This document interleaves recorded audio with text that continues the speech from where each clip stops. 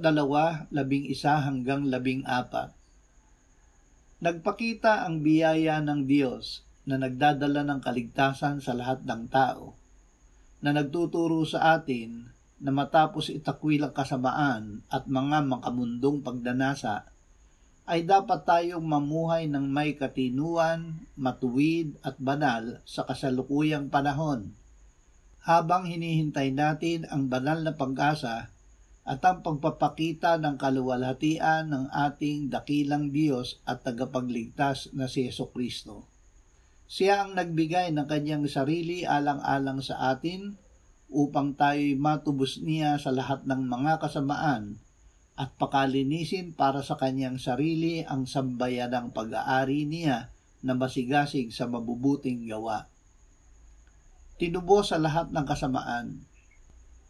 Ang Panginoong Jesucristo ang ating dakilang Diyos at tagapagligtas.